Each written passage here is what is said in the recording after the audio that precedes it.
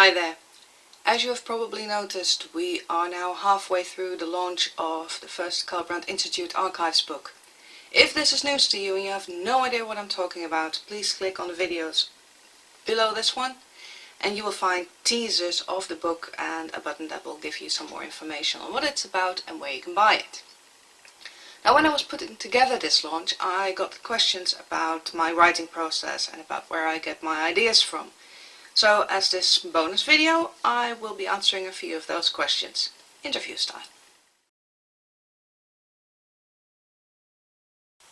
I write horror stories, more specifically paranormal horror and psychological horror, but above all intelligent horror. In my work you will not find any senseless blood splatter or mindless scare moments, nor will you find scantily clad vampires and hot werewolves. What you will find is the dark side of the human psyche, our fears and our dreads, and the terrible, terrible monsters that lurk deep within us. We don't need to look very far to see what humanity is capable of doing to itself. That, to me, is the true horror. A story idea can come from anything. A random few words, an image I see somewhere, another story that spawns an idea of, hey, what if? What if history hadn't gone the way it had? What if mythology is true? What if the things that go bump in the night are actually real? It's those sort of things that make me want to write something, make me want to explore. More than once it's about a question. A question I have, and that can be a simple what if question, and it's just for fun, but it can also be a more profound question. And then the story I write is actually my journey of finding an answer to that question, or at least something that resembles an answer. And those can be the most interesting stories.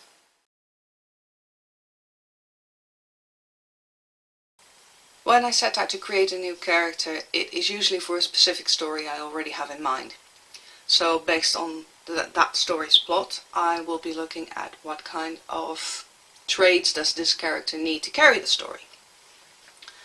And that can be anything, really. That can be a specific name, that can be a specific background, a certain trait they need to have, a certain gender, age. And all that put together creates a person. As I write, I will get to know this person better. It's really like meeting someone out in the street. You have no idea who they are. You can see a few things and they've told a few things about themselves, but you don't get to know them until you start writing, and all of a sudden it turns out that they have a secret they didn't tell you about, which suddenly comes up and becomes pertinent to the story, or they have a specific knowledge that you didn't know. It can be anything, but those are the things that spice up the story.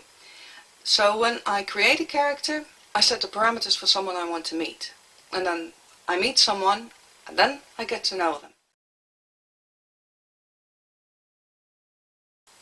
Ah yes, plot. I know that a lot of writers prefer to outline their plot line start to finish before even setting a pen to paper. That is not how I work. Because my story ideas come from a question, if I completely answer the question to myself, there's no purpose to me writing the story anymore, and it's no more fun. So I don't do that. What I do make sure is that the story idea gives me three things. It will give me main characters who will be carrying the story. I don't need to know them in detail, but I do need to have some clue to who they are and what their potential is. I need a starting point, and the story idea usually gives me that, as well as the first few developments that I can expect in, let's say, the first fifth of the book. And it will give me a solid ending, and that's absolutely vital. Because everything in between is undecided, I need to know where I'm heading. So I need to know what the characters will achieve, if they will achieve what they set out to, and what they will have lost by the end of the story. What the exact outcome is, I don't know, but I do need to know, will they succeed, won't they succeed, and at what price. When I have that, I can start writing. In a lot of my stories, time and location are very important. Basically just because I absolutely love history, and because there are several places in the world that just fascinate me to no end. So if I can set a story there, I'm not going to pass up the opportunity. Sometimes it really has to do with the plot. For example, in the Kalbrandt Institute Archives, everything has to do with showing the vast expanse of the Institute's activities. both in time and in place. As to why I set a certain story in a certain space and time, that has more personal reasons. Angela's story takes place in Delphi in Greece because I loved visiting Delphi when I was a teenager.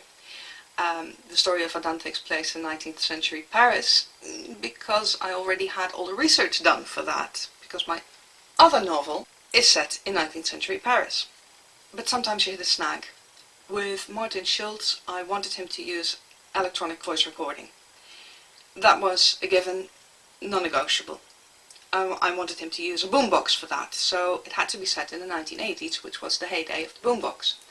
I also had a location in mind for where I wanted his story to take place, which was based on a haunted mansion in Poland, except that my research of Poland in the 1980s was severely lacking due to the fact that it was part of the Warsaw Pact. Things that I would have taken for granted when I lived in the 1980s in Western Europe likely would not be directly applicable to Eastern Europe. So I had two choices: either delve really deep, and because this is living history I can't really afford to make mistakes, or relocate. And considering the fact that it's a short story and not a complete novel, I decided to relocate, and that's how we ended up in Kingassy, Scotland.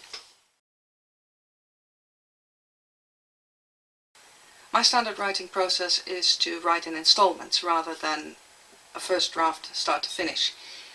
That is something that most writers do, but I found that for me it doesn't work. Because of the way my plot develops, the plot actually takes shape whenever I rewrite and edit a chapter. I add nuances, I add a different twist of words which put things in a different perspective, and developments happen from there. So if I write a complete first draft and in the rewriting process I change a few things in the first or second chapter, it is well possible that everything that comes after is wasted. So I don't do that.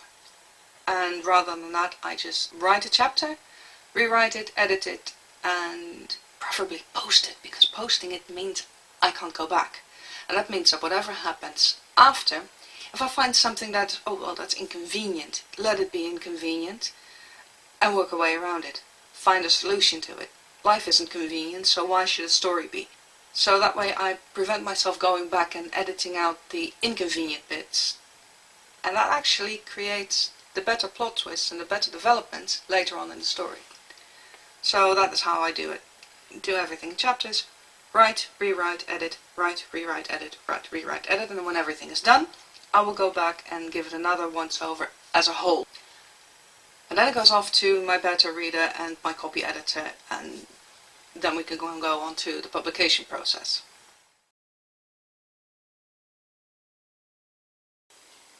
People seem to believe that an author will only self-publish because their work is so bad that no traditional publisher will consider it. That's not necessarily true. Self-publishing also gives you complete freedom over what you write, when you write, how you write, and how and when you publish it. Those are all freedoms you give up when you work for a publishing house, who are essentially your boss and can tell you to change elements of your story or to change the complete ending because that sells better. And after all, that's what they're after. They are after sales.